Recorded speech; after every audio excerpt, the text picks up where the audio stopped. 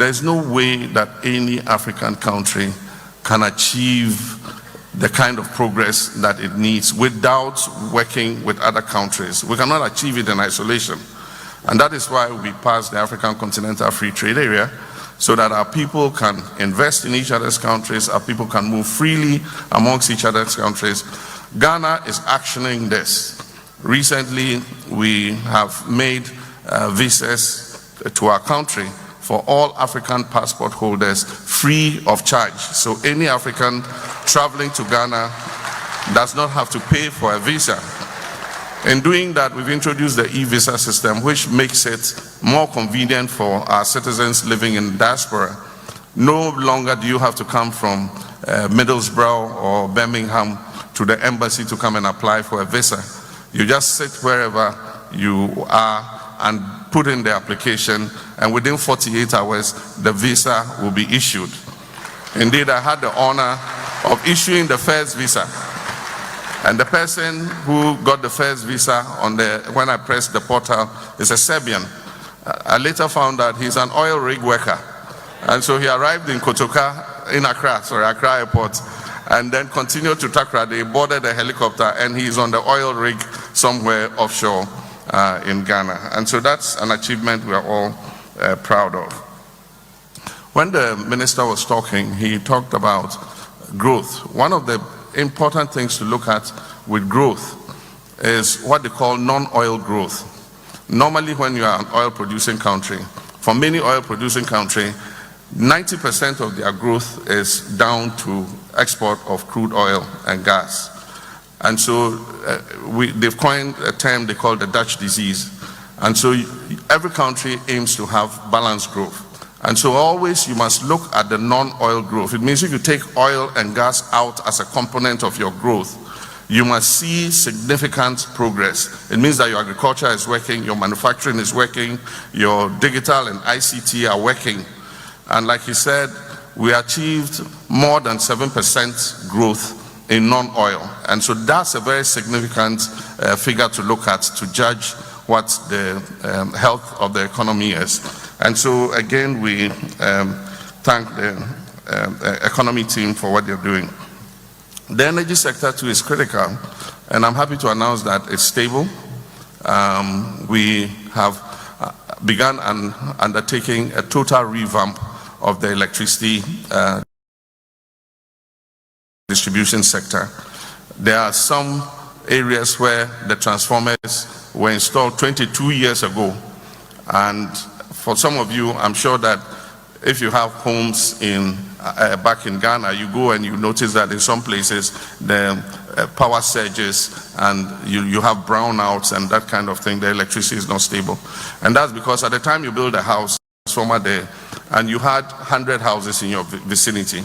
Today, with that same transformer that was put there, you have 500 houses in the same vicinity using that same transformer. And so the transformers get overloaded and they are not able to provide stable power.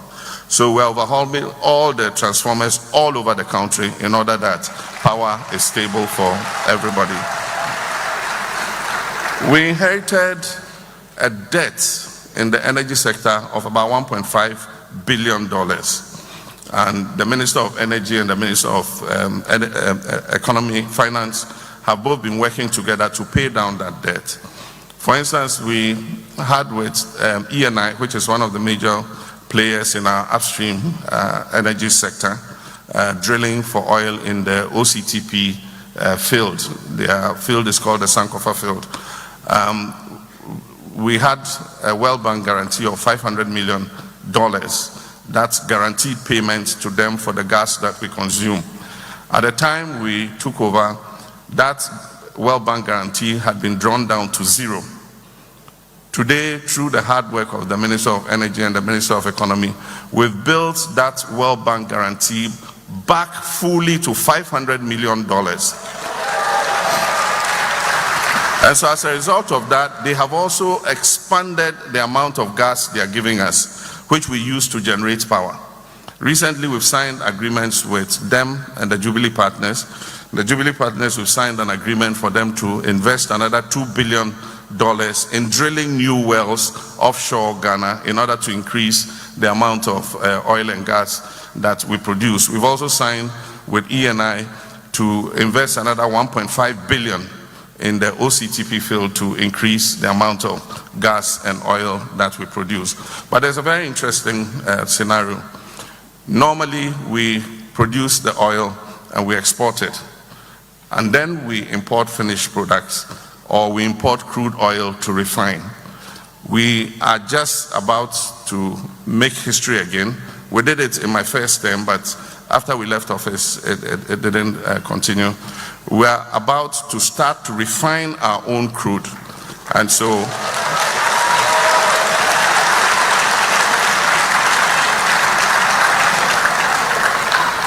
in June, we are delivering a parcel of Ghanaian crude from our own oil fields to the Tema Oil Refinery to process.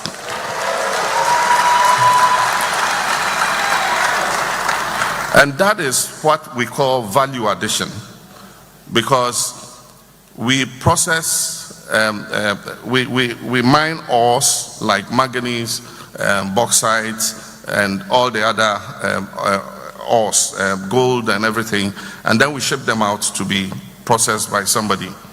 And so in that processing, we're creating jobs in that other person's economy. And then the products for which we sent the ores abroad are made into finished products, and those finished products are exported back to us. And so we need to pursue value addition, not only in the mining sector, in the oil and gas sector, but also in the agriculture and other manufacturing sectors. And so I've said that next year, because we're going to buy our cocoa with our own money, before we had to go at the beginning of every season to go and borrow money from the traders, and we use that money to purchase the cocoa, and we collateralize our cocoa beans in advance for that money. So if it's the 2026 season and they give us $1 billion, we collateralize the 2026 beans to them, and so you have to export those beans to them.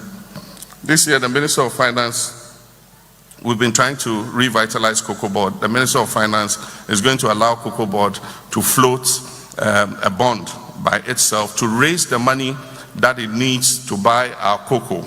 And so we are going to use our own money to buy our own cocoa.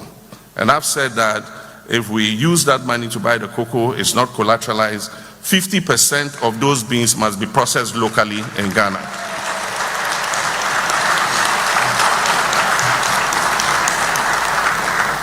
Because we export all those cocoa beans, and the grinding and the processing is done outside, and then the chocolates and cocoa powders and cocoa drinks are exported back to us. We're going to process ourselves, and also export finished products, not only within the continent, under the African Continental Free Trade Area. Cocoa products qualify because almost 100% of the content is locally sourced. And so it qualifies perfectly under the African Continental Free Trade Area. And Ghana should be able to supply virtually the whole of Africa with cocoa products. And so we're going to do that. We also had a problem with independent power producers. A certain amount of our power is produced by private investment. And at the time we came, we owed them about $1.5 billion. There too, the Minister of Finance, Ato, is working with the Energy Minister, have managed to pay down that debt. And what we've done is we've ring-fenced the debt, and we've given them a payment plan, and we've met every single payment to them. And so they also are happy and producing power, and our power sector is stable. So let me just touch on two more things, and then I think I'll give you the opportunity to ask any questions that you want. One is governance. Governance is important. Ghana has progressed in the Press Freedom Index. We've moved up more than 30 places on the Press Freedom Index. Our constitution guarantees freedom of association, freedom of religion and worship, freedom of movement, and I believe that we are quite well advanced in terms of maintaining those rights. We also are amending the Constitution. The Constitution has served us very well from 1992 to date. But a time comes when you have to amend it so that you make it a living document to be able to serve you for another 30 years or more. And so we set up a Constitution Review Committee, which took the work that had been done under Atta Mills by the Fiajo Committee, and then we also took the work that had been done under Nana Akufo-Addo by the Chairman's Abonsu Committee, and we gave these two documents to the Constitution Review Committee. They did a good job. They presented their reports, and government is finalizing its proposals in response to that report. Once that is done, the process for constitutional review will start. I don't want to bore you with the details, but there are many things that have been identified in there which will go to Parliament. And for those that are entrenched provisions, they will have to go for a referendum. That means all Ghanaians must participate in the referendum to decide what the constitutional review will be. With accountability, a lot of work is going on. We have about 36 active investigations, and we believe that if you serve in government, you must be prepared to be accountable, because the people put trust in you and give you that mandate to serve, and you serve at the will of the people. And so if you serve and you use public office and abuse the trust of the people, you must be held to account. And I have said that we must stop post-regime accountability. Often when things happen under one government, no investigations are done, government is reluctant to prosecute anybody. It takes the next government that comes to take the cases up and begin any prosecutions. And so I've told my people serving in government that the same accountability we're holding the past regime to. If you get involved in an abuse of trust of your office, we will deal with you in the same way.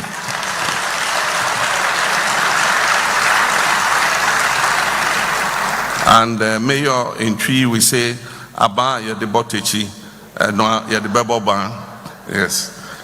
It reminds me of our President Rawlings of late, blessed memory. He said, Aba Yedebotechi Edaho.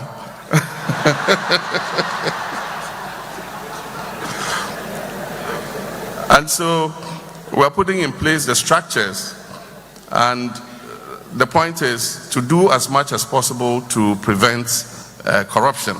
And now technology allows us to be able to do that. The former digital budgetary platform we're using, which is the GIFMIS, is no longer fit for purpose, so we are upgrading it. That will allow us to see in real time how Ghana's money is being spent. And because we're using blockchain technology, if you go in and you put anything there, you can't go back and change it. And so if you put in a fictitious invoice, we will find you out, because once it goes in and it is queried, we'll come back and arrest you. At the port, we've introduced AI to help our customs officers do the evaluation. And so far it's working very well. Ato is a very happy man, because every day he gets the notification on his phone how much money the AI has saved him in terms of revenue leakages, and he sleeps well at night. You know, sometimes he forwards it to me when it's a record high. He says, President, look how much the AI saved us today. You know, so we're doing that. We're setting up audit courts. Every year you hear the Auditor General's report. Ghana lost 12 billion CDs from misappropriations and things. The Chief Justice has graciously set up audit courts And so this time we're not just going to go to the Public Accounts Committee and say that this person misappropriated this, person misappropriated this, and nothing happens. After the Public Accounts Committee has looked at it, the Attorney General and the Auditor General are going to take out all the people who have misappropriated, and we're putting them in front of those special courts to either refund our money or proceed to Nsawam and go and catch some rest there.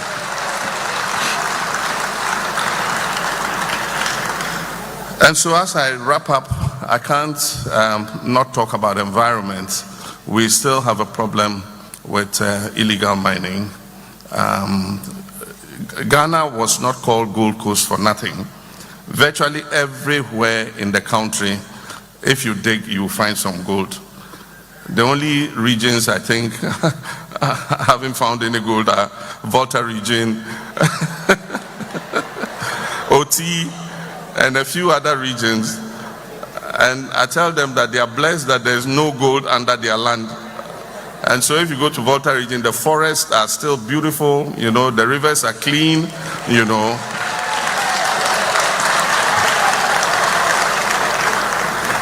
And so we won't give up the fight. Communities have become used to relying on illegal mining for their incomes. And so we have been in discussion. It is about what they call formalization of mining. Other countries have had the same problem, and they've been able to formalize their small-scale mining sector. Countries like Peru had the same problem as we had with people digging just everywhere. They managed to formalize it using exploration, using regulation. Now their geological survey is able to explore using some new satellite technology to be able to identify exactly where the gold is. And when that is identified and a lease is given, you have to do all the infrastructure work to prevent poisoning the waters or everything before you even put a shovel on the ground. And it has worked quite well for them. In our case, exploration is not done. They take a concession 20 kilometers square. They go to this corner of it, go and dig. Then they wash, they say, oh, bibi here. Then they go and dig here. Oh, there's nothing here. Then they go and dig here. It's like just shooting in the dark until they hit a vein. And then when they hit a vein, they just start digging and washing the water into the environment. And so our aim is to formalize, and that's why we set up the Gold Board. The Gold Board is not only to sell gold, it is also to invest in reclamation and also formalization of the small-scale gold mining sector. But in the meantime, we have the task force, which is called NIMOS, which goes around and confiscates these excavators. And now we're confiscating the Shamfam machines, because that's the critical equipment that is used in illegal mining. Without the Shamfam machine, that whole mining operation will come to a stop. And so they were being exported into Ghana from outside, and we have identified the components that make the Shamfam machines. So at the port, we confiscate them and we destroy them so that they cannot use them in the illegal mining. We also are pushing for a greater participation in our resources. It is only natural. I mean, for many years, we have given out huge concessions to foreign companies. They come, they mine, after they finish, they just leave the scars of the mining with poor communities dotted around. And so we recently introduced what we call a sliding scale. The sliding scale goes from 5 to 12. And so if the price goes down to, let's use gold as an example, if the price goes down to say $2,000 or $2,300, the minimum royalty is 5%. But if the price goes up to above 4,500 thereabouts, the sliding scale pushes the royalties up to 12%. And so Ghana gets more from the royalties. So that's one of the changes we've made. But we're also passing a local content bill. That means that all the ancillary work and subcontracting in mining must be given to Ghanaian companies. For many years, we've had the University of Mines and Technology, and so Ghana has more than enough geologists, we have civil engineers, we have companies that are capable of doing all that subcontracting. Before, there used to be transfer pricing because the same company doing the mining will form a foreign subsidiary and award the contract to them to come and do the mining, and then they raise the prices of the subcontracting, and so they are making profit here and making profit there. And so we're saying that you do the mining, make your profit, but the subcontracting work, hauling, drilling, blasting, must be done by Ghanaian companies so that a component of the profit of mining remains locally in our country. So finally, defense and security. We live in a dangerous sub-region. You're all aware of what is happening in the Sahel. And they say that when your neighbor's house is burning, you don't only fetch water and put it by your house, but you also go and help him to quench his, so that it won't spread to your house. And so that's what we've been doing. When I came as president, the relations between our 3 Sahelian neighbors and the rest of ECOWAS were very frozen. And so I took it on myself to try and create a bridge between ECOWAS and our 3 Sahelian neighbors. And I must say that they have responded positively, and we are trying to create a rapprochement between us, because all of us need to join them in the fight against terrorism. Because if we don't, and the terrorists gain a strong foothold in their countries, the next direction in which they would look is towards us. But even as we do that, we also must strengthen our defense and security.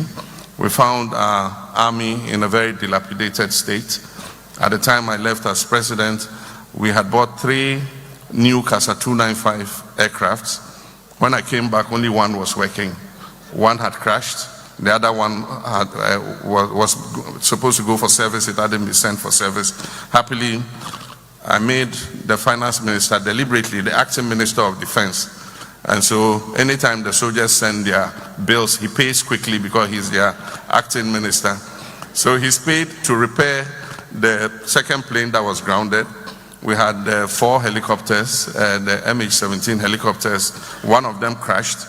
When we came, only one was working, and 2 needed servicing. He has paid to repair them and bring them back into service. We are providing the armed forces with armored personnel carriers, APCs they call them. Also the police service, we've not forgotten about them. Recently we gave them armored cars. We used to expect them to go and fight armed robbers. And they go and fight armed robbers, highway robbers, sometimes using AK-47s, in thin-skinned vehicles. I mean, that means vehicles that are not armored. And so we're losing a lot of police officers because the highway robbers shoot at them. And I mean, I think in 2024 we buried about 16 police officers. Some of them died in robberies. And so again, by the generosity of the Minister of Finance, he released some money and we bought them 40 armored vehicles. And you can already tell, because our roads have become safer, they do the patrols and they know that they are protected and that government thinks about them and their safety. And so they do more patrols, and we're getting a handle on those delinquents who want to prey on our people. And so that also is going well. In foreign policy, we're collaborating with all our partners. We are friends to all, enemies to none. And we have special relations with everybody, the United Kingdom, US, France, Germany, Russia, Ukraine, Iran, Israel. Everybody is our friend. All we do is to tell them to stop fighting. The fighting is okay. Stop fighting so that we can build prosperity for this world. And so there's brain drain and there's brain gain. The thing, and this is what I say about migration. Somebody says, why did you come to our country? Human beings from time immemorial have been very mobile. All of us were created in Africa. Human civilization started in Africa. And then our cousins, the British, migrated and came here. The Chinese migrated and went there. Everybody migrated to somewhere else. And people move for many reasons. Some for opportunity, some just want to travel and go somewhere else. And so just as you say somebody is in your country, you too, your people are in that person's country. And so in Ghana we have everybody. We have British, we have South Africans, we have Sudanese, we have everybody, and we are living together. So I think that it is that diversity, and our elders say, "Yedia hoho ne chichiri kru." For those of you who know that, yedia hoho and a chichiri kru, because a hoho come sometimes with investment, and sometimes they come with new ideas that you never thought about. So there will be brain drain, there will be brain gain, but it's to the benefits of everybody.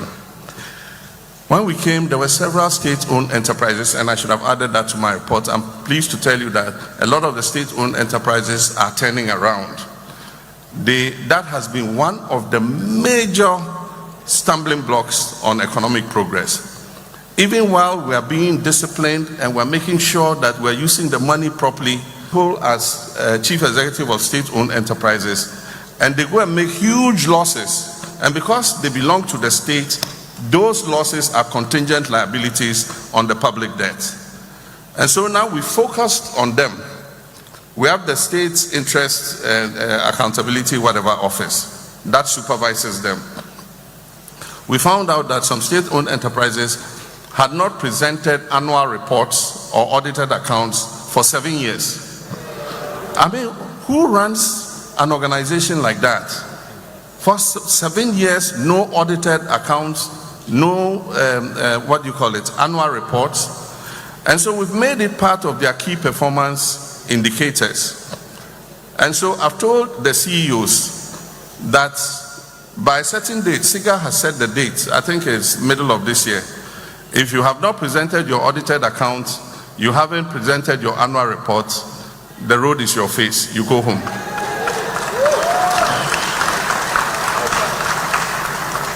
And so we're bringing that discipline back, and I'm happy to announce that several of the state-owned enterprises have even gone from loss-making to profit-making. At least I know National Buffer Stock announced a 60 million Ghana cedi profit for the first time in years. And there are several others who, after balancing their account, think that they've made a profit instead of a loss. But we still have to look at the legacy debts that they have incurred. With regards to the Black Stars, it will be difficult to take our supporters from other domain. We are restricted because of the nature of this particular World Cup. It's being held in 3 countries, and we're playing our first match in Canada, and then moving to Boston, from Boston to Philadelphia, and the cost of transporting, feeding, accommodating each supporter is, beyond our means. We say we are being fiscally disciplined. We cannot, spend our money in that manner. The cost approximates for each person to be fed, accommodated, transported, and all that, to watch the games, tickets, and all that, is estimated at almost $11,000. And so, how many can we take? So, we're concentrating mainly on the supporters' unions. They have a tradition of following the team to different places. They've been here to the UK, they've been to Germany, and they are registered members of the supporters' union. But what we're doing is, we are procuring tickets for Ghanaians in the diaspora who want to attend the games. And so if you want to attend the game, you will get a ticket to attend the game. And so we have organized our chapters, our Ghanaian citizens in Boston, in Philadelphia, in Canada. And so the tickets that we have purchased we would give to them to be able to watch the match. If any of you want to travel across and get tickets, I think that there's a way we can manage for you to get tickets to watch the games. Sorry, my name is Bevan. I'm 18 years old, and my question is, how does Ghana plan to attract more foreign direct investment in a way that ensures that there's no resource crowding and displacement of domestic businesses, especially as a young person with future business ambitions? Thank you very much. Thank you for your question.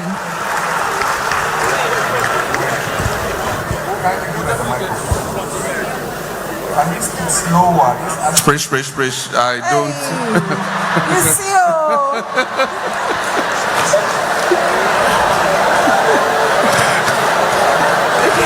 Take your time, speak slowly. Please, do it one by one. Thank you. My name is Bevan. I'm 18 years old. And my question is, how does Ghana plan to attract more foreign direct investment in a way that ensures that there is no resource crowding, so like raw materials, like employment? Oh, there's no resource. Yes.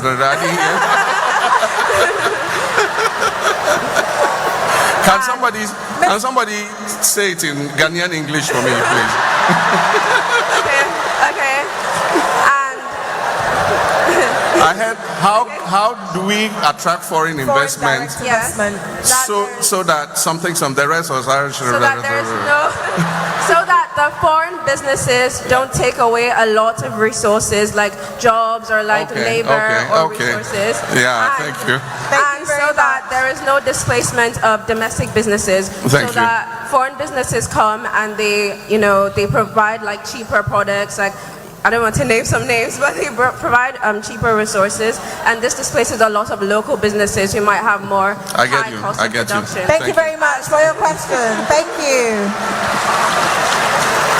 Let's allow His Excellency to respond to the second round of questions, ladies and gentlemen. I think I'll start with Nana's question, and he spoke about accidents. Yeah, many of us have lost relatives or through accidents, or they've been permanently injured and disabled because of road accidents. Now the main reason is multiple. There are many reasons for it. One, our licensing regime is a problem. People are able to get driver's licenses without going through the rigorous testing that they have to go through to be able to get the licenses. And then the second one is also the road infrastructure. Ghana has maintained the old road infrastructure that was left us by the British. And these roads were single lane highways. And so you have one traffic going in one direction and another coming in the other direction. That is a recipe for accidents, because wrong judgment in overtaking leads to head-on collisions. And so we have taken a decision, and I'm happy the road minister is here under the big push. Major roads, that is our busiest roads, are being dualized. And so you would have 4 lanes, 2 lanes on one side going in the same direction, and 2 lanes on the other side coming in the same direction, so that the issue of single lane overtaking and collisions will be a thing of the past.